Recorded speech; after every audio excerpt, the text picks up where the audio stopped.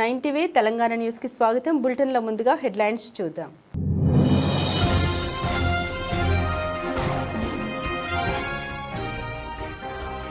Cantonment విలీన పోరాటం relay నిరాహార దీక్షకు భారీ స్పందన.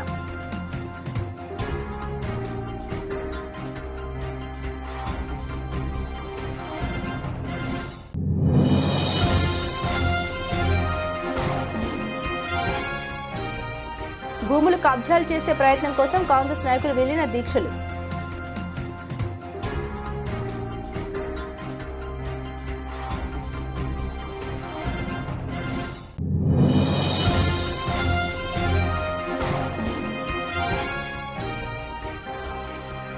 కంటోన్మెంట్ ప్రాంతాన్ని జీహెచ్ఎంసీలో విలీనం కోసం ఎమ్మెల్యే శ్రీ గణేష్ ఏ నిర్ణయం తీసుకున్న సంపూర్ణంగా మద్దతు.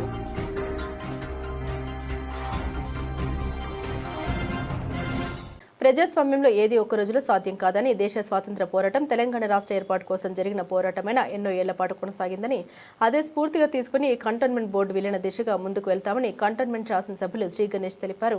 కంటోన్మెంట్ ఎమ్మెల్యే శ్రీ గణేష్ మొదటి అడుగులో భాగంగా చేస్తున్న రిలే నిరాహార దీక్షను 8వ రోజు ముగించారు.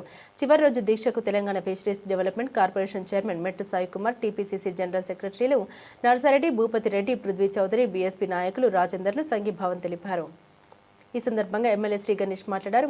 కేంద్ర ప్రభుత్వం వెంటనే కంటోన్మెంట్ బోర్డును రాష్ట్ర ప్రభుత్వం మున్సిపల్ కార్పొరేషన్లో విలీనం చేయాలని డిమాండ్ చేశారు. స్థానిక ఎంపీ ఈటెల రాజేందర్ కేంద్రంపై ఒత్తిడి తీసుకొచ్చి విలీన పోరాటంలో భాగస్వాములు కావాలని పేర్కొన్నారు. త్వరలోనే భవిష్యత్తు కార్యాచరణ ప్రకటించి జేఏసీ ఏర్పాటు చేసి కేంద్రం మెడల్ వంచి విలీనం సాధించుకునేందుకు విధంగా ముందుకు సాగుతామని తెలిపారు. కంటోన్మెంట్ బోర్డును జీహెచ్ఎంసీలో విలీనం చేయాలని చేస్తున్న పోరాటంలో కంటోన్మెంట్ ప్రజలు రిలే నిరాహార దీక్షకు భారీ స్పందన రావడంతో మనం మొదటి విజయం సాధించామని తెలిపారు. ముఖ్య అతిథులు మాట్లాడారు. కంటోన్మెంట్ ప్రజల పోరాటంతో కంటోన్మెంట్ బోర్డులో ఎన్నికలు లేకుండా నామినేటెడ్ వ్యవస్థతో ప్రజాస్వామ్యాన్ని కేంద్ర ప్రభుత్వం కూడి చేస్తున్న ఈటెల రాజేందర్ కూడా ఒప్పుకున్నారని అన్నారు. ఎమ్మెల్యే శ్రీ గణేష్ ఏ నిర్ణయం తీసుకున్నా తమ సంపూర్ణ మద్దతుగా ఇస్తామని కాంగ్రెస్ పార్టీ నాయకులు తెలిపారు. ఒక పార్టీ ఉద్యమం కాదు, మేము కాలనీ వాళ్ళం కూడా వస్తాం, మేము బస్తీ వాళ్ళు కూడా వస్తాం, కొంతమంది అడ్వకేట్లు కూడా వస్తామని చెప్పారు. దీనికి ఒక కమిటీ వేసి సంతకాలను సేకరణ చేసి అవసరమైన గవర్నమెంట్ ఆఫీసులలో కేంద్రంలో ఎక్కడెక్కడ ఉంది అక్కడికి వెళ్ళి, ఎందుకంటే చేతులు ఎత్తేసినాక మన దారి మనం చూసుకోవాలి. బీజేపీలు చేయలేనని ఇక్కడున్న బీజేపీలు, ఇక్కడున్న బీఆర్ఎస్, ఇక్కడున్న ఎంపీ గారు చేతులు ఎత్తేసారు. కాబట్టి ఇది మన ఉద్యమం, మనకు కావాల్సింది. ఓట్ల టైం ఏమో ఆయన మీకు ఏమైనా అయితే చేస్తా అన్నాడు. ఇప్పుడు ఇన్ని రోజుల నుంచి మీరందరూ దీక్ష చేసి మాకు కంటోన్మెంట్ బోర్డు కావాలంటే ఆయన పట్టించుకుంటలేడంటే బాధ్యత మర్చి వ్యవహరిస్తుంది. కాబట్టి ఇప్పుడు మనమే ఏ దశలో తీసుకుపోవాలని ఆలోచిస్తే ఒక జాయింట్ యాక్షన్ కమిటీ ఏర్పాటు చేసుకొని ముందుకు సాగాలి.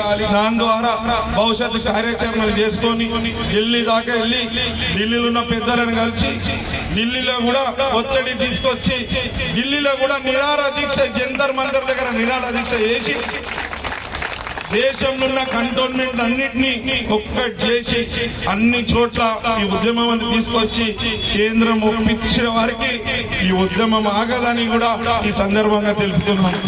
ఈ రిలే నిరాహార దీక్ష ముఖ్య ఉద్దేశం కంటోన్మెంట్ బోర్డుని జీహెచ్ఎంసీలో విలీనం చేయాలి. ఈరోజు మేము 8వ రోజుకి విజయం సాధించాం. ఎందుకంటే ఎంపీ ఈటెల రాజేందర్ గారు కూడా నిన్న ప్రెస్ మీట్ పెట్టి మీ ద్వారా చెప్పారు ఏంటంటే, నిజమే నేను కూడా 2 సార్లు కేంద్రంతో మాట్లాడాను, ఎలక్షన్ పెట్టలే, ఎలక్షన్లు లేకుంటే ప్రజాస్వామ్యం లేదని చెప్పిండు. ఇది మెర్జ్ కూడా కావాలి, హైకమాండ్ డిసైడ్ తీసుకోవాలంటే మెర్జ్ కూడా అందరూ కోరుకుంటున్నారని వారికి తెలుసు. ఇది న్యాయమైన డిమాండ్ అని స్వయాన ఎంపీ ఈటెల గారే ఒప్పుకున్నందుకు ఈ యొక్క దీక్ష విజయవంతం. కంటోన్మెంట్ ప్రజలు గెలిచిరనే అంశం. ఈ యొక్క దీక్షలో భాగంగా కంటోన్మెంట్ మెర్జర్ మూమెంట్లో దీక్ష తర్వాత భవిష్యత్తు కార్యాచరణలు ఉండి ఏ విధంగా ఢిల్లీ దాకా వెళ్ళి ఢిల్లీలో ఒత్తిడి పెట్టి ఈ విలీనం చేసే వారికి మా ఒక పోరాటం కొనసాగితేనే ఉంటుంది విలీనం అయ్యే వారికి. కానీ దశల వారీగా దీనికి ఏ విధంగా వెళ్తే న్యాయం అవుతుంది, ఏ విధంగా అయితే సాధిద్దామో ఆ విధంగా వెళ్ళాలి. దీక్ష అనేది ఒక భాగం. 8 రోజుల నుంచి దీక్ష చేసినాం. దీక్షలో సంపూర్ణంగా మద్దతు వచ్చింది. దీక్ష ద్వారా ప్రతి ఇంటికి తెలిసింది బోర్డుతోటి ఏం నష్టం, కార్పొరేషన్ అయితే ఏమి లాభం, బోర్డు ద్వారా ఎన్ని % registration fee loss, central government 1200 కోట్లు డ్యూ ఉందని కూడా తెలిసింది. దీక్ష ద్వారా ప్రతి ఒక్కరు ఈ రోజు కోరుకుంటున్నారు న్యాయమైన పోరాటం, మేము కూడా మీతోటని వారు చెప్పడం, ప్రతి ఒక్కరు వచ్చి మద్దతు ఇవ్వడం, కాలనీ వారు కూడా పెద్ద సంఖ్యలో ముందుకొచ్చి మద్దతు ఇవ్వడం ఇలా చాలా శుభ సూచకం. నిన్న మీరు మీడియా ద్వారా విన్న ఈటల గారు ఏంటంటే కన్ఫ్యూషన్గా మాకు చెప్తున్నారు, కొంతమంది ఓకే కొంతమంది కాదని చెప్తారు, కానీ ఎక్కువ శాతం ఓకే అంటారు. కాబట్టి ప్రజాస్వామ్యంలో డెమోక్రసీలో ఎక్కువ శాతమే కౌంట్ తీస్తారు. కాబట్టి ఒకళ్ళిద్దరు 10% లోపల తీసుకున్న వాళ్ళు కౌంట్ తీస్తారు. కాబట్టి అత్యధిక శాతం ఈ కంటోన్మెంట్ బోర్డుని మెర్జర్ కావాలంటారు. కాబట్టి వారు కూడా ఇప్పుడైనా పార్లమెంట్లో మాట్లాడే డిఫెన్స్ మినిస్టర్ తోటి వారి ప్రధానమంత్రి గారితో మాట్లాడి విలీనం ప్రక్రియ తొందరగా స్టార్ట్ చేసి జిహెచ్ఎంసీలో ఏ విధంగా అయితే ఎలక్షన్ అవుతుందో అప్పుడే మనది కూడా ఎలక్షన్లు అయి ఓటు హక్కు వస్తాట్టు, ప్రజాస్వామ్యం గెలుస్తాట్టు, ప్రజలు బాగుపడతాట్టు కంటోన్మెంట్ బోర్డుని జిహెచ్ఎంసీలో విలీనం చేయాలని వారిని కూడా రిక్వెస్ట్ చేస్తున్నా. పెట్టి భవిష్యత్తు కార్యాచరణలు కూడా మీకు పూర్తి స్థాయిలో వివరిస్తానని, ఈ ఉద్యమం విలీనం సాధించే వారికి వదిలేదే లేదు, వదలం కూడా మొదలైంది. ఇది కేవలం మొదలే. ఈరోజు విలీనంలో భాగంగా మొదటి అనేక అడుగులు వేసి విలీనం సాధించుకున్న వారికి ముందుకు సాగుతాం. ఇంతమంది నేను అనుకున్న దానికన్నా రెట్టింపు మద్దతు వచ్చి, రెట్టింపు జనాలు వచ్చి దీనికి స్పందన ఇచ్చి, అందరూ మీకు కూడా తెలుసు డైరెక్ట్గానే వచ్చి మద్దతు ఇవ్వడం కాదు, ఫోన్ల ద్వారా కావచ్చు, మెసేజ్ ద్వారా కావచ్చు, ఫేస్బుక్ ద్వారా కావచ్చు, ఇన్స్టాగ్రామ్ ద్వారా కావచ్చు, వాళ్ళ సోషల్ మీడియా ద్వారా ప్రతి ఒక్కరు మాకు మద్దతు ఇచ్చడం, ఇక్కడ రావడం, వచ్చి అందరు కూర్చోవడం కూడా సాధ్యం కాదు. వస్తుంటారు, కలుస్తుంటారు, వెళ్తుంటారు, కానీ అందరూ వచ్చి ఈరోజు కూడా మన దగ్గర అవసరం సమస్యలు వారు సొంతంగా చేసుకోగలుగుతారు. వాళ్ళ దగ్గర అన్ని డబ్బులు ఉన్నా కూడా మేమే కాదు ప్రజలు బాగుండాలని వాళ్ళు వచ్చి అంతా ఈరోజు కూడా కంటోన్మెంట్లో హైయెస్ట్ ధనికులైన వ్యక్తులు కూడా వచ్చి మద్దతు చేయడం చాలా గొప్ప విషయం. ఈవెన్ ఆర్ఎస్ఎస్ నాయకులు కూడా వచ్చి చెప్పడం గొప్ప విషయం. మద్దతు ఇచ్చినట్టు చిన్న విషయం కాదు, న్యాయమైన డిమాండ్ అని అందరూ భావిస్తూ ఇది సాధించే వారికి వదిలేదు లేదని కూడా ధన్యవాదాలు. బహుళ అంతస్తుల పేర్ల మీద వ్యాపార సముదాయాలు ఏర్పాటు చేసి కమిషన్లు దండుకోవడం, భూములు కబ్జాలు చేసే ప్రయత్నం కోసం కాంగ్రెస్ నాయకులు విలీన దీక్షలు చేస్తున్నారని కంటోన్మెంట్ బోర్డు మాజీ ఉపాధ్యక్షులు జె రామకృష్ణ అన్నారు. ఈ సందర్భంగా రామకృష్ణ వారి కార్యాలయంలో మీడియాతో మాట్లాడారు. దొంగ దీక్షలు చేస్తూ కంటోన్మెంట్ ప్రజల్ని బంభేపెట్టే ప్రయత్నం ఎమ్మెల్యే శ్రీ గణేష్ చేస్తున్నారని కంటోన్మెంట్ బోర్డు మాజీ ఉపాధ్యక్షులు రామకృష్ణ ఆరోపించారు. కంటోన్మెంట్ కి ఒక ప్రత్యేకత ఉంటుందని, భద్రత దృష్ట్యా ఆర్మీ నిబంధన ఉంటాయని, బహుళ అంతస్తుల భవనాలు లేకపోవడంతో కంటోన్మెంట్ లో ఎక్కువ శాతం పచ్చదనం ఉంటుందని అన్నారు. కంటోన్మెంట్ లోని బంగ్లాలు, ఆర్మీ ల్యాండ్ లోని ప్రభుత్వ స్థలాన్ని కబ్జా చేయడానికి విలీనం నాటకం ఆడుతున్నారని విమర్శలు చేశారు. జిహెచ్ఎంసీలోనే అరకొర వస్తువులు ఉన్నాయని, ఉద్యోగులకు కూడా జీతాలు ఇవ్వాలని పరిస్థితి, కాంట్రాక్టర్ల బిల్లులు లేక ధర్నాలు చేసే పరిస్థితి జీహెచ్ఎంసీలో ఉందని, అలాంటప్పుడు ప్రశాంతంగా ఉన్న కంటోన్మెంట్ను జిహెచ్ఎంసీలో కలపడం వల్ల లాభమేంటో కాంగ్రెస్ నాయకులు చెప్పాలని డిమాండ్ చేశారు. కాంగ్రెస్ ప్రభుత్వానికి చిత్తశుద్ధి ఉంటే అన్ని నియోజకవర్గాలతో పాటు కంటోన్మెంట్ కూడా సమానంగా నిధులు కేటాయించి అభివృద్ధి చేయాలన్నారు. గతంలో రాష్ట్రం నుండి రావాల్సిన టీబీటీ ఛార్జీలను కంటోన్మెంట్ నామినేటెడ్ బోర్డు మెంబర్గా దీక్షలు చేసి కోర్టుకెళ్లడం వల్ల 100 కోట్లు తెప్పించగలిగామని పేర్కొన్నారు. ఈ కార్యక్రమంలో బీజేపీ పార్టీ నాయకులు తదితరులు పాల్గొన్నారు. సిమెంట్ కాంక్రీట్ జంగల్ లాగా తయారైతుంది. మరి అది ఈ రోజు ప్రజలకు ఆమోదం ఉందా? ఈ రోజు కంటోన్మెంట్ ప్రజలు మీరు హైదరాబాద్ తో కంపేర్ చేసుకుంటే 1-2 degrees ఇక్కడ టెంపరేచర్ డిప్ ఉంటుంది. మీరు పీక్ సమ్మర్ సీజన్ చూడండి, ఒకవేళ అక్కడ 42 degrees 44 degrees ఉంటే ఇక్కడ 1-2 degrees తక్కువ ఉంటుంది. ఎందుకంటే మాకున్న చెట్లు కానివ్వండి, మాకున్న వాతావరణం కానివ్వండి, ఇది ప్రధానమైన కారణం. మరి ఈరోజు అర్బనైజేషన్ చేసినా, దీంట్లో జిహెచ్ఎంసీలు కలిపినా మాకు అన్ని హై రైజ్ బిల్డింగ్స్ వస్తాయి. టోటల్ ప్రాంతం కమర్షియలైజేషన్ అయిపోతుంది. మరి ఇవన్నీ కూడా డిసడ్వాంటేజ్ ఉన్నాయి. కాంగ్రెస్ వాళ్ళు కల్లుబుల్లు కబులు చెప్తున్నారు ఏమనంటే జిహెచ్ఎంసీ కలిపితే ఇష్టం పెద్ద బిల్డింగ్లు కట్టుకోవచ్చు అని. కంటోన్మెంట్ టోపోగ్రఫీ ఏ విధంగా ఉంటుందంటే ఆర్మీ ఏరియాతోని దగ్గరగా ఉంటుంది. మరి వీళ్ళందరూ తెలియని విషయం ఏంటంటే మీరు కంటోన్మెంట్ ఏరియా కాకుండా జిహెచ్ఎంసీ కానీ, పంచాయతీ కానీ, రూరల్ ప్రాంతం ఏ ఊరికి వెళ్ళినా ఆర్మీ ఏరియాలో 1 కిలోమీటర్ లోపల ఉంటే మీరు ఆర్మీ ఎన్ఓసి తీసుకురావాలా. దాన్ని ఇప్పుడు కొంచెం సడలింపు ఇచ్చి దాన్ని 500 meters తీసుకొని వచ్చిండ్రు. అంటే 500 meters ఆర్మీ ఏరియాలో ఉంటే కన్స్ట్రక్షన్ చేస్తే మీరు ఆర్మీ ఎన్ఓసి తీసుకురావాలా. అది మినిమం 2-3 years పడుతుంది. అంటే ఒక పేదవాడు ఇల్లు కట్టుకోవాలా కంటోన్మెంట్ ప్రాంతంలో, ఒకవేళ జిహెచ్ఎంసీలో మరద అయితే ఇల్లు కట్టుకోవాలంటే 2 సార్లు ఆగాల. 2 సార్లు అయిన తర్వాత ఆర్మీ ఆయన ఏమంటాడు, నా ప్రాంతం దగ్గర ఉన్న కాబట్టి కేవలం గ్రౌండ్ ఫ్లోర్ కట్టుకో అంటాడు. ఈరోజు నేను ఇక్కడ టోపోగ్రఫీ పూర్తిగా తెలిసిన వ్యక్తిగా చెప్తున్నాను, 80% of the cantonment area will fall in the limits of 500 meters from the near by army units. అంటే 80% ఇల్లులు కూడా ఎన్ఓసి తీసుకొని కట్టే పరిస్థితి ఉంటుంది. కేవలం గ్రౌండ్ ఫ్లోర్కి అనుమతులు వస్తాయి. జిహెచ్ఎంసీ 10 ఫ్లోర్స్ ఇవ్వచ్చు, కానీ army NOC army governance rule ప్రకారం కేవలం మీకు గ్రౌండ్ ఫ్లోర్కి వస్తుంది. మరి నగర సత్యం తెలుసా అందరికీ? ఈరోజు మాకున్న సర్ప్లస్ ల్యాండ్స్లో గతంలో కేసీఆర్ గారు కానీ ఈరోజు రేవంత్ రెడ్డి గారు కానీ కన్ను పెట్టుకొని కూర్చున్నారు. వాళ్ళకి ఎంతసేపు సర్ప్లస్ ల్యాండ్స్ కావాలా, కొన్ని అమ్ముకుంటారు, కొన్ని సొమ్ము చేసుకుంటారు. మీరే ల్యాండ్లో స్టేట్ గవర్నమెంట్ సంబంధించిన హౌసింగ్ స్కీమ్ కడటానికి ప్రయత్నం చేస్తారు. అంటే ఒక క్రిమినల్ కాన్స్పిరసీ కంటోన్మెంట్ నియోజకవర్గంలో ఉన్న సర్ప్లస్ ల్యాండ్స్ ని అమ్ముకుందాము, లేకపోతే సొమ్ము చేసుకుందాము అనే ఒక క్రిమినల్ కాన్స్పిరసీతోని, ఒక హిడెన్ ఎజెండాతోని ఈరోజు నీ ధర్నాలు నడుస్తున్నాయి. అవి కేవలం పగటి వేషగాడు టైం పాస్కు, లేకపోతే డబ్బు సంపాదించుకోనికి ఒక స్పాన్సర్డ్ ప్రోగ్రామ్స్ అని ఈరోజు మరి మా కాంగ్రెస్ వాళ్ళు చేపట్టడం 100% మేము పూర్తి విధంగా తప్పుపడుతున్నాము. మీకు చిత్తశుద్ధి ఉంటే కంటోన్మెంట్ కావాల్సిన వాటర్ ఇవ్వండి, కంటోన్మెంట్స్కి అడిషనల్ ఫండ్స్ తీసుకురండి, రాష్ట్ర ప్రభుత్వంతో ప్రతి ఒక్క స్కీమ్లో ఎస్ఆర్డిపి కానీ రోడ్ డెవలప్మెంట్ కానీ అన్ని చేయండి. అంతేగా నేను ఫ్లైఓవర్ కడుతున్నా మీకు 6,000 కోట్లు ఇచ్చిన బేవకూఫ్ ముఖ్యమంత్రి ఈ మాటలు అన్నాడు అంటే పబ్లిక్ పిచ్చోలనుకుంటున్నా. అంటే నువ్వు ఏ పర్పస్కి ఇచ్చినావు, ఎవరి కోసం ఇచ్చినావు? గతంలో కేసీఆర్ పీరియడ్లో అది శాంక్షన్ అయింది. నువ్వు మా అంటే దాంట్లో కొద్దిగా ఆల్టరేషన్ చేసి కొత్త డిపిఆర్ చేసి నీకు కావాల్సిన కమిషన్లు దాంట్లో ఇంక్లూడ్ చేసుకొని నువ్వు పెట్టుకున్నావు. దాంట్లో కూడా కంటోన్మెంట్కి అన్యాయం జరిగినప్పుడు నేను మాట్లాడినప్పుడు బోర్డు మెంబర్ ఉన్నప్పుడు ఏమని మాట్లాడినా, మీరు అడిషనల్ డ్రైనేజెస్ సోర్సెస్ మా దగ్గర తీసుకొస్తున్నారు, సివరేజ్ సోర్స్ కానీ అన్ట్రీటెడ్ డ్రైనేజ్ మనం తీసుకొస్తున్నారు, మీకు మా అవుట్లెట్ దాకా మీరు పని చేయాలంటే మరి నేను అధికారులను ఒత్తిడి తీసుకొచ్చి దాని తర్వాత మేము పర్మిట్ చేస్తామంటే ఇది అది కూడా డిపిఆర్లో ఇంక్లూడ్ అయింది. అంటే ప్రజా సమస్యలు పోరాడడానికి కమిట్మెంట్ కావాలి, మీకు చిత్తశుద్ధి ఉండాలా. అంతేగాని ఈరోజు గతంలో మీరు ఫ్యాషన్ షోలు చేసి రోజు బస్తీలో తిరిగిండ్రు, కొంతమంది అధికారులను వేసుకొని తిరిగిండ్రు, కొంతమంది వాని వీని బతిమాలు తీసుకొచ్చిండ్రు, దానికన్నా ఉంది మీరు సొంతంగా తిరిగిండ్రు. ఈ రోజు ప్రజలు నిలదీస్తారు. ఎందుకంటే నువ్వు 6 నెలల ముందు వచ్చినావు, ఏం చేసినావు, మళ్ళీ ఇవాళ ఏం చూడడానికి వచ్చినావు, ఇప్పుడున్న మోరి అట్లనే ఉంది, ఇప్పుడున్న రోడ్ అట్లనే ఉందని ప్రజలు నిలదీసే పరిస్థితికి వచ్చింది. కాబట్టి ప్రజలందరూ తప్పుదారి పట్టడానికి చేస్తున్నారు. ఆ తప్పుదారులు కూడా అది స్పాన్సర్డ్ కాబట్టి ఆ స్పాన్సర్డ్ పైసల కోసము ఈ విధంగా పగటి వేషాలు వేసి అందరినీ మిస్గైడ్ చేయడం జరుగుతుంది. వాళ్ళకి చిత్తశుద్ధి ఉంటే నేను కాంగ్రెస్ పొన్నం ప్రభాకర్ గారిని అడుగుతున్నా, లేకపోతే రేవంత్ రెడ్డి గారిని అడుగుతున్నా. ఎందుకంటే రేవంత్ రెడ్డి గారు మాకు వెల్ కనెక్టెడ్, మా దగ్గర ఎంపీ ఉండే కాబట్టి ఆయన ఈరోజు మాకు బాకీ ఉన్నట్టే. ఎందుకంటే 5 years ప్రజలు ఆయన నమ్ముకున్నాము, కంటోన్మెంట్ ప్రజలు కూడా ఆయన ఓటేసి గెలిపించారు. ఆయన ఏం చేయలేదు, మరి ఈరోజు భగవంతుడు అవకాశం ఇచ్చాడు. ఆయన సీఎం ఉన్నాడు, మరి సీఎం ఉన్నప్పుడు మా ప్రాంతాన్ని డెవలప్ చేయకపోతే ఇక ఆయనంత మూర్ఖుడు రాజకీయాల్లో వేరే లేనట్టే. ఆయన అడుగుతున్నా, మీరు చిత్తశుద్ధి ఉంటే కంటోన్మెంట్ ప్రాంతాన్ని డెవలప్ చేయండి, కంటోన్మెంట్ కావాల్సినవి ఇవ్వండి. 3-4 ఫెసిలిటీస్ మేము అడిగింది, మిమ్మల్ని పెద్దగా అడుగుతలేము. అచ్చా మా టీపీటీ ఛార్జెస్ ఉన్నాయి, మళ్ళా రేవంత్ రెడ్డి గారి పీరియడ్లో 100 కోట్లు బాకీ అయిపోయింది. గతంలో కేసీఆర్ మెడలోంచి మేము కోర్టుకు పోయి కోర్టు నుంచి కేసీఆర్ దగ్గర 100 కోట్లు వసూలు చేసినాం. ఈ మాట పెద్ద మాట కాదు, తప్పకుండా రేవంత్ రెడ్డి మీద ఉద్యమం చేస్తాము. రేవంత్ రెడ్డి గారు ఒక వారం 10 రోజుల్లో మా పైసలు మాకు చెల్లియకపోతే తప్పకుండా అవసరం ఉంటే కోర్టు న్యాయస్థానం వెళ్తాము.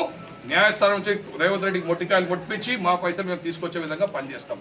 డెవలప్మెంట్ అనేది ఆగదు.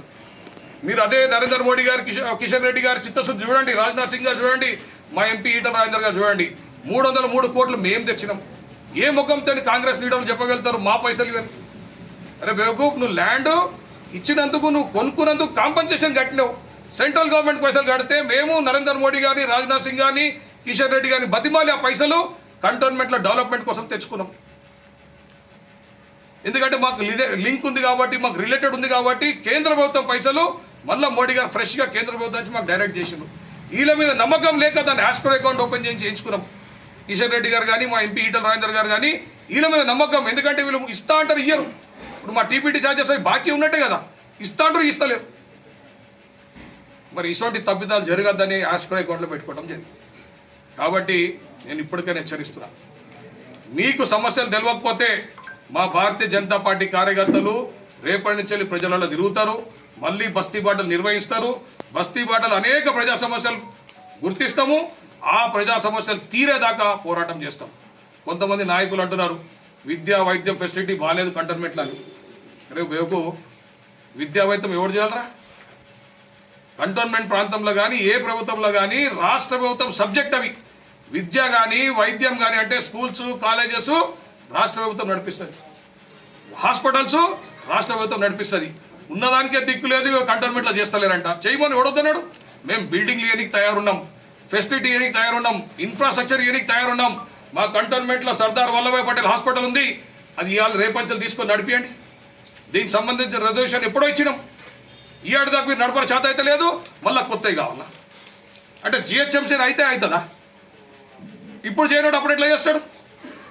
కాబట్టి చిత్తశుద్ధి ఉండి మాట్లాడాలా, ప్రజలను మిస్గైడ్ చేయొద్దు. ఇది మీరు ప్రజాస్వామ్యంలో ఉన్నారు, అంటే ప్రతి ఒక్కరు మనల్ని వాచ్ చేస్తున్నారు. లేదు కొంతమంది లీడర్లు కంటోన్మెంట్ చాలా గొప్ప కంటోన్మెంట్, ఈ గడ్డ చాలా మంది లీడర్లను చూసింది, చాలా మంది మేధావులను చూసింది, చాలా మంది బేవకూఫాలను కూడా చూసింది. మరి అదే టైంలో మేము first time and last time అనుకుంటే తప్పకుండా మీరు చేసే ధోరణి బాగుంది, అట్లానే కంటిన్యూ కాండి. లేదు ప్రజలకు మా అయిన కొద్దీ చేస్తాం, ప్రజా జీవితంలో ఉంటామంటే తప్పకుండా వెల్కమ్ చేస్తాము. 100% మీరు డెవలప్మెంట్ మార్గం తీసుకోండి, అది మీకు మంచి దారి పోతుంది. 1 నుంచి 2008 దాకా కూడా ఎన్నికలు కాలే, మీరు గుర్తు తెచ్చుకోండి. అంటే చరిత్ర చెప్తుంది, నేను చెప్పేది ఏం కాదు. 2001 అయిపోయిన తర్వాత 2008 దాకా ఎన్నికలు కాలేదు. ఎందుకు కాలేదంటే అమెండ్మెంట్స్ ఇన్ ది యాక్ట్ తీసుకొని వచ్చింది. అప్పుడే కంటోన్మెంట్స్ యాక్ట్ 2006 అనేది వచ్చింది. కొంతమంది స్థానికులు అంటే ఫర్ ఎగ్జాంపుల్ సికింద్రాబాద్ కంటోన్మెంట్ బోర్డులో కోర్టుకు పోతే కోర్టు ఎన్నికలు పెట్టాలని చెప్పింది. ఎన్నికలు పెట్టిన 3 నెలలకే బోర్డు డిజాల్వ్ అయింది. ఎందుకు డిజాల్వ్ అయిందంటే పెట్టిన ఎన్నికలేమో గతంలో ప్రీవియస్ యాక్ట్ ప్రకారం అయింది. యాక్ట్ మారంగానే ఇప్పుడు ఉన్న బాడీ ఆటోమేటిక్గా డిజాల్వ్ అవుతుంది. కాబట్టి మీరు చూడండి, గతంలో 2006లోకి ఎన్నికలు జరిగిన 3 నెలలు కాగానే బోర్డు డిజాల్వ్ అయిపోయింది. ఎందుకు డిజాల్వ్ అయిందంటే కొత్త యాక్ట్ చలామణిలోకి వచ్చింది, కొత్త యాక్ట్ ఫోర్స్లోకి వచ్చింది. కాబట్టి the elections held in the previous act will be null and void. ఆ ఒక నల్ అండ్ వాయిడ్ వల్ల ఆ బోర్డు డిజాల్వ్ అవడం జరిగింది. మళ్ళీ 3 నెలలు కాగానే ఎన్నికలు వచ్చింది కొత్త యాక్ట్ ప్రకారం. కంటోన్మెంట్ ప్రాంతాన్ని జీహెచ్ఎంసీలో విలీనం కోసం ఎమ్మెల్యే శ్రీ గణేష్ ఏ నిర్ణయం తీసుకున్నా సంపూర్ణ మద్దతు ఇస్తామని కాంగ్రెస్ పార్టీ 2వ వార్డు అధ్యక్షుడు శ్యామ్సన్ రాజు అన్నారు. గత వారం రోజులుగా ఎమ్మెల్యే శ్రీ గణేష్ రిలే నిరాహార దీక్షలకు మద్దతుగా ఉన్నామని తెలిపారు. చివరి రోజు ఎమ్మెల్యే శ్రీ గణేష్ కు దీక్ష ముగింపు సందర్భంగా శ్యామ్సన్ రాజు నిమ్మరసం ఇచ్చి దీక్ష విరమింపజేశారు. ఈ సందర్భంగా శ్యామ్సన్ రాజు మాట్లాడారు. ఎమ్మెల్యే శ్రీ గణేష్ చేస్తున్న దీక్షకు మొదటి అడుగు విజయవంతమైందని, అన్ని వర్గాల ప్రజలతో కలిసి జేఏసీని ఏర్పాటు చేసి కేంద్రంపై ఒత్తిడి తీసుకొచ్చే విధంగా ఎమ్మెల్యే శ్రీ గణేష్ భవిష్యత్తు కార్యాచరణ ప్రకటిస్తారని పేర్కొన్నారు. భవిష్యత్తులో ఎమ్మెల్యే శ్రీ గణేష్ ఏ నిర్ణయం తీసుకున్న విజయవంతం కొరకు కృషి చేస్తామని తెలిపారు. ఈ కార్యక్రమంలో కాంగ్రెస్ పార్టీ సీనియర్ నాయకులు, వివిధ వార్డుల అధ్యక్షులు, మహిళలు, 2వ వార్డుకు చెందిన నాయకులు, యువకులు, స్థానిక ప్రజలు తదితరులు అధిక సంఖ్యలో పాల్గొన్నారు.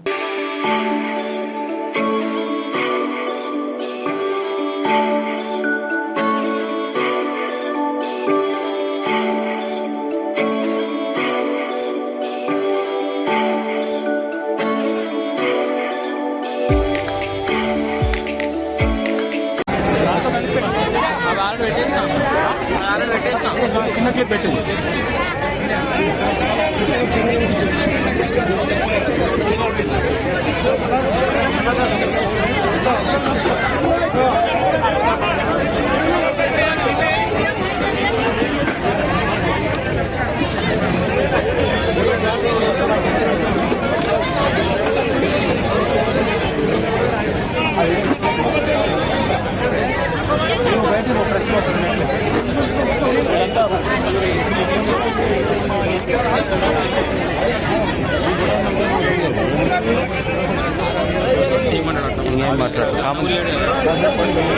Vajpayee Nagar railway under bridge Safilguda subway నిర్మాణానికి ఎమ్మెల్యే రాజశేఖర్ రెడ్డి రైల్వే అధికారులతో కలిసి మల్కజ్గిరి పార్లమెంట్ సభ్యులు ఈటెల రాజేందర్ శంకుస్థాపన చేశారు. 81 కోట్లతో ఈ పనులు జరగనున్నాయని ప్రజాప్రతినిధులు, అధికారులు తెలిపారు. ఒక విలేకరులు అడిగిన ప్రశ్నకు ఈటెల రాజేందర్ సమాధానమిస్తూ రక్షణ మంత్రితో చర్చించి కంటోన్మెంట్లో కూడా ప్రజలకు ఎలాంటి ఇబ్బంది లేకుండా చూస్తామని తెలిపారు. నేరేడుమెట్ల దక్షిణ మధ్య రైల్వే సికింద్రాబాద్ డివిజన్ వాళ్ళు నూతనంగా నిర్మించే ఆర్యూబీ నిర్మాణానికి సఫిల్గూడ వద్ద నూతన సభ్య కోసం ఎంపీ ఈటెల రాజేందర్ మరియు మల్కజ్గిరి ఎమ్మెల్యే మరి రాజశేఖర్ రెడ్డి శంకుస్థాపన చేశారు. ఈ సందర్భంగా నూర్ జర్ యూసీపీ సభ్యులు, భరద్వాజ్ డీర్ యూసీసీ సభ్యులు మరియు అనితా చావలి ఎంపీ ఎమ్మెల్యే గారిని కలిసి వినతి పత్రం సమర్పించారు. ఈ వినతి పత్రంలో మల్కజ్గిరిలో అన్ని ఎక్స్ప్రెస్ ట్రైన్స్ నిలపాలని, గౌతమ్ నగర్ వద్ద నూతన ఆర్యూబీ నిర్మించాలని, చర్లపల్లి నుండి మల్కజ్గిరి మీదుగా ఎంఎంటీఎస్ రైలు నడపాలని మరియు ఆనంద్బాగ్ లయోలా కాలేజ్ ఉప్పరగూడ వద్ద నూతన ఎంఎంటీఎస్ స్టేషన్ నిర్మాణానికి రైల్వే శాఖకు పంపిన ప్రతిపాదన ఆమోదించేలా చర్యలు తీసుకోవాలని ఎంపీ ఎమ్మెల్యే మరియు దక్షిణ మధ్య రైల్వే జనరల్ మేనేజర్ కోరారు. ఈ సందర్భంగా నూర్ మరియు భరద్వాజ్ సికింద్రాబాద్ డిఆర్ఎం గోపాలకృష్ణన్ శాల్వా మరియు మెమటతో సత్కరించారు. రాష్ట్రాల అభివృద్ధి దేశాభివృద్ధిగా భావించే నరేంద్ర మోడీ గారు తన పార్టీ అధికారంలో ఉన్నదా ఇతర పార్టీల అధికారంలో చూడకుండా ఇవాళ రైల్వే ప్రాజెక్టుల విషయంలో ఇవాళ ప్రపంచంతో పోటీ పడుతున్నటువంటి దేశం భారతదేశం. తెలంగాణలో మరి ముఖ్యంగా మల్కాజిగిరి పార్లమెంట్లో అనేక సంవత్సరాలుగా 30 ఏళ్ళుగా 25 ఏళ్ళుగా శిలపాలకాలు వేయబడి ఆర్ఓబీలు కట్టకుండా లక్షలాది మంది ప్రజానికాన్ని ఇక్కట్ల పాలు చేసినటువంటి సమస్యని నరేంద్ర మోడీ గారు అదేవిధంగా అశ్విని వైష్ణవ్ గారి సహకారంతో దాదాపు 22 బ్రిడ్జిలు అవి ఆర్యూబీలు కావచ్చు ఆర్ఓబీలు కావచ్చు దాదాపు 2000 కోట్ల రూపాయల విలువైనటువంటి ప్రాజెక్టుని పూర్తి చేసే దాంట్లో భాగంగా మొన్న జనప్రియ అపార్ట్మెంట్ దగ్గర అదేవిధంగా ఈరోజు వాజ్పేయి నగర్ దగ్గర షెఫిల్గూడ దగ్గర మూడింటిని దాదాపు 80 కోట్ల రూపాయలతో 80 కోట్ల రూపాయలతో ఈ 2 బ్రిడ్జిలకి ఈరోజు భూమి పూజ చేయడం జరిగింది. మొన్ననే 7 కోట్ల రూపాయలతోటి జనప్రియ దగ్గర ఒక భూమి పూజ చేయడం జరిగింది. ఈ పరంపర ఈ 4-5 నెలల్లో ఇంకొక 4-5 బ్రిడ్జిలకు కూడా భూమి పూజ చేసుకొని ఈ ప్రాంత ప్రజలు గంటల తరబడి గేట్ల కాడ నిరీక్షించేటువంటి అవకాశం లేకుండా ఇవాళ signal free gate free Malkajgiri చేయడానికి మా ప్రయత్నంలో కొనసాగుతోంది. ఇవాళ మోడీ గారు 100% రాష్ట్ర ప్రభుత్వంతో ఒక రూపాయి సంబంధం లేకుండా కేంద్ర ప్రభుత్వ నిధులతో ఈ ప్రాజెక్టులన్నీ కూడా పూర్తి చేయబోతున్నారు. వచ్చే జిహెచ్ఎంసీ ఎలక్షన్స్ గురించి ఏమైనా చెప్పగలుగుతారా? ఇప్పటికే జిహెచ్ఎంసీ ఈ 300 డివిజన్లు అని చెప్పి 300 డివిజన్లు అని చెప్పి అస్తవ్యస్తంగా ఉన్నాయి. ఇప్పటికి కూడా ఉప్పల్ లాంటి ప్రాంతాల్లో 82,000 జనాభా, ఒక దగ్గర 12,000 జనాభా, 18,000 జనాభా అశాస్త్రీయంగా అన్సైంటిఫిక్గా ఉన్నాయి. అంటే రాజకీయాలను దృష్టిలో పెట్టుకొని కాకుండా ప్రజల సౌకర్యార్థం మరి 30,000 పెడతారా 40,000 పెడతారా ఒక్కొక్క కార్పొరేటర్కి సమానంగా ఈక్వల్ డిస్ట్రిబ్యూషన్ చేసి పారదర్శకతతో ఇవాళ రిజర్వేషన్ కూడా కేటాయించాలని చెప్పి డిమాండ్ చేస్తూ ఉన్నాం. స్థానిక సంస్థలు బలోపేతం కాకుండా స్థానిక సంస్థలు పరిపాలన కొనసాగించకుండా కేవలం రాష్ట్ర ప్రభుత్వమే వ్యవస్థ మొత్తం నడుపుతుందంటే అది వెరిబావులతనం అయింది. కాబట్టి వెంటనే పారదర్శకంగా సైంటిఫిక్గా ప్రాక్టికల్గా దీని డివిజన్స్ ఏర్పాటు చేసి తక్షణమే ఎన్నికలు జరిపించాలని చెప్పి నేను డిమాండ్ చేస్తాను. అలా ఇప్పుడు 300 కంటే ఇంకొక 60-70 డివిజన్స్ పెరుగుతున్నాయని చెప్పేసి ఏదో ఒక వార్త వచ్చింది. అది ఎక్కడి వరకు నిజమంటారు? అంటే ఇప్పటిదాకా ఇంకా స్పష్టత లేదు. 300 ఉంటాయా, 350 ఉంటాయా, 200 ఉంటాయా, 3 వివిధ కార్పొరేషన్లు ఉంటాయా, ఒకటే కార్పొరేషన్ ఉంటుంది? అంటే ప్రభుత్వానికి ఇతర పార్టీలతో కనీసం ఇట్లాంటి గంభీరమైన నిర్ణయం తీసుకున్నప్పుడు వాళ్ళు ఎక్స్చేంజ్ చేసుకోవాలి, మాట్లాడుకోవాలి. అట్లీస్ట్ ప్రజాప్రతినిధులను ఇన్వాల్వ్ చేయాలి. కార్పొరేటర్ ఇన్వాల్వ్మెంట్ లేదు, ఎమ్మెల్యేల ఇన్వాల్వ్మెంట్ లేదు, ఎంపీల ఇన్వాల్వ్మెంట్ లేదు. మొత్తం నాకే తెలిసినట్టుగా రేవంత్ రెడ్డి గారు సర్కార్ చేస్తుంది. ఇది మంచి పరిణామం కాదు. ఇది మంచి పరిణామం. ఇంకొక విషయం ఏదైతే డివిజన్స్ ఏదైతే ఉన్నాయి కదా ఇప్పుడు 300 డివిజన్స్ అని ఈ పరిపాలన ఎందుకు అట్లా డబుల్ చేస్తుంది? పరిపాలన సుఖవంతం చేయాలని చెప్పేసి రేవంత్ రెడ్డి గారు అని చెప్పేసి చెప్తున్నారు. చిన్న డివిజన్స్ చేస్తే పరిపాలన ఎట్లా మనకి ముందుకెళ్తుంది? యాక్చువల్గా వీళ్ళు 40,000 పెడతారా, 30,000 పెడతారా, 50,000 పెడతారా పెట్టండి. కానీ ఒక దగ్గర 18,000 ఒక దగ్గర 80,000 అయితే ఉంచకుండా ప్రయత్నం. రాజకీయ లబ్ధి కోసం చిల్లర ఆలోచనల కోసం మాత్రం అటు చేయకుండా సైంటిఫిక్గా చేయాలి. వీళ్ళు అంటున్నారు పెరిఫెరల్ ఏరియాస్లో ఎక్కడైతే ల్యాండ్స్ ఫ్రీగా ఉన్నాయో అక్కడక్కడ ఇంకా డెవలప్మెంట్ వచ్చే ఆస్కారం ఉంటుంది కాబట్టి మళ్ళీ ఉంటే మళ్ళీ 5 ఏళ్ళ తర్వాత మళ్ళీ చేసుకోవచ్చు. గంత వ్యత్యాసం ఉండాల్సిన లెక్కలు లేదు. అంటే ఈ ప్రభుత్వం అన్నీ నాకే తెలిసినట్టుగా నాదే బాధ్యత అన్నట్టుగా ఇలా ప్రభుత్వం అంటే కేవలం అధికార పార్టీ అన్నట్టుగా ప్రతిపక్షాలతో సంప్రదింపులు లేకుండా ఎలక్టెడ్ ఎమ్మెల్యేలతో ఎలక్టెడ్ ఎంపీలతో మాట్లాడకుండా చేయడం దారుణం. ఏప్రిల్ 1 నుంచి సెన్సస్ వస్తుందన్న. ఈ సెన్సస్ గురించి ఏమన్నా తెలంగాణ రాష్ట్ర ప్రభుత్వ భాషా సాంస్కృతిక శాఖ గద్దర్ ఫౌండేషన్ ఆధ్వర్యంలో జనవరి 31న హైదరాబాద్ రవీంద్ర భారతిలో సాయంత్రం 5 గంటలకు గద్దర్ జయంతి సభ నిర్వహించనున్నామని ఫౌండేషన్ వ్యవస్థాపక అధ్యక్షులు జీవి సూర్యకిరణ్ తెలిపారు. ఈ మేరకు సోమజిగూడ ప్రెస్ క్లబ్లో ప్రజాయుద్ధ నౌక గద్దర్ 78వ జయంతికి సంబంధించిన కరపత్రాన్ని అల్లం నారాయణ, పాషం యాదగిరి, క్రాంతి, పృథ్వీ తదితరులతో కలిసి ఆవిష్కరించారు. ఈ సందర్భంగా సూర్యకిరణ్ మాట్లాడారు. గద్దర్ తన జీవితమంతా బడుగు బలహీన వర్గాల అభ్యున్నతికి, ప్రజాస్వామ్య పరిరక్షణకు తన గలం వీపి కృషి చేశారని అన్నారు. గద్దర్ ఆశయాల్ని అభిమానులు, సామాజిక కార్యకర్తలు, ఉద్యమకారులుగా వేలాది తరలివచ్చి గద్దర్ జయంతి సభను విజయవంతం చేయాల్సిందిగా విజ్ఞప్తి చేశారు. ఈసారి గద్దర్ జయంతి సభను ప్రజాస్వామ్యం, సమానత్వ విలువల థీమ్తో నిర్వహిస్తున్నామని అన్నారు. ఈ సభ వేదికగా గద్దర్ రాసిన పాటల్ని సంకలనం చేసి సిరిమల్లి పేరుతో తెస్తున్న పుస్తక సిరిమల్ల పేరుతో తెస్తున్న పుస్తకాన్ని ఈ గద్దర్ జయంతి సభలో ఆవిష్కరించనున్నామని తెలిపారు. 31న జరిగే జయంతి సభలో రాష్ట్ర ముఖ్యమంత్రి రేవంత్ రెడ్డి, ఉప ముఖ్యమంత్రి బట్టి విక్రమార్క, అసెంబ్లీ స్పీకర్ ప్రసాద్, సాంస్కృతిక శాఖ chairperson doctor G V Vennela, Gaddar, supreme court మాజీ న్యాయమూర్తి జస్టిస్ సుదర్శన్ రెడ్డి, హైదరాబాద్ ఎంపీ అసదుద్దీన్ ఓవైసీ, మాజీ పోలీసు ఉన్నతాధికారి C Anjaneya Reddy, Gaddar foundation chairperson professor Shanti Sinha, professor Haragopal, ప్రముఖ పాత్రికేయులు K Srinivas, professor Kasim, MLC Gorati Venkanna, professor Kodandaram, professor Ganta Chakrapani, Allam Narayana, PSN Murthy, Siddhoji, CPI జాతీయ కార్యదర్శి K Narayana, CPI MLA Kunamneni Sambasivarao, CPM రాష్ట్ర కార్యదర్శి జాన్ వెస్లీ తదితరులు పాల్గొంటారని తెలిపారు. అల్లమన్న, అట్లాగే క్రాంతి, పృథివీ, పాశమన్న గారు వీళ్ళందరూ కూడా అందరినీ కూడా రేపు జరగబోయే 78వ జయంతి ఉత్సవాలందరినీ ఆహ్వానిస్తూ ఉంటాం. ఒకసారి మిత్రులారా, తెలంగాణ రాష్ట్ర ప్రభుత్వం భాషా సాంస్కృతిక శాఖ గద్దర్ ఫౌండేషన్ ఆధ్వర్యంలో జనవరి 31న రవీంద్ర భారతిలో 78వ గద్దరన్న ఉత్సవాలు సంయుక్తంగా నిర్వహించడం జరుగుతూ ఉంది. సాయంత్రం 4 గంటల నుంచి. ప్రధానంగా దీనికి ఒక థీమ్ని అనుకొని మనం ముందుకెళ్తా ఉన్నాము. దాంట్లో ప్రజాస్వామ్యం, సమానత్వం, విలువలు అనే థీమ్తో ఈ సభను నిర్వహిస్తూ ఉన్నాము. సభకి ముఖ్య అతిథులుగా రాష్ట్ర ముఖ్యమంత్రి వర్యులు శ్రీ రేవంత్ రెడ్డి గారు, అలాగే రాష్ట్ర డిప్యూటీ ముఖ్యమంత్రి వర్యులు శ్రీ బట్టి విక్రమార్క గారు, రాష్ట్ర మంత్రివర్యులు శ్రీ జూపల్లి కృష్ణారావు గారు, స్పీకర్ ప్రసాదరావు గారు, అలాగే ఫౌండేషన్ తరఫున మేము ప్రత్యేకించి అసదుద్దీన్ ఓవైసీ గారు ఎంపీ హైదరాబాద్ని, మరియు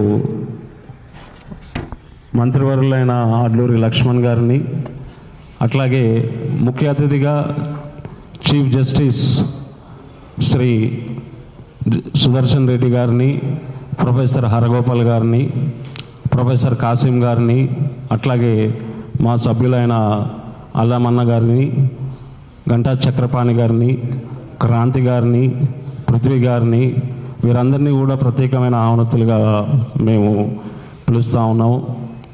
దీంట్లో ప్రధానంగా చూసినప్పుడు గద్దరన్న తన జీవితం అంతా పీడిత తాడిత ప్రజల కోసం, అభ్యున్నతి, విముక్తి కోసం పోరాడాడు. ప్రజల సంఘటితపరిచి. బులెటిన్ ముగించే ముందు హెడ్లైన్స్ మరోసారి.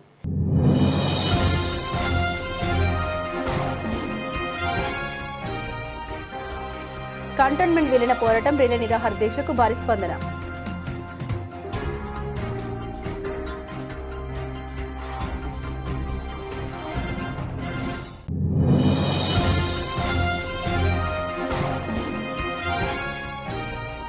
భూములు కబ్జాలు చేసే ప్రయత్నం కోసం కాంగ్రెస్ నాయకులు విలీన దీక్షలు.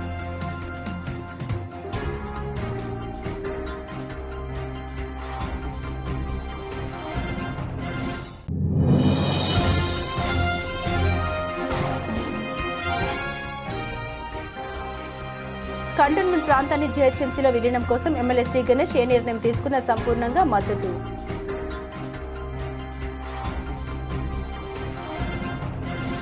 ఇవే బులెటిన్లోని విశేషాలు. తిరిగి మరో బులెటిన్తో మళ్ళీ కలుసుకుందాం. అంతవరకు సెలవు. నమస్కారం.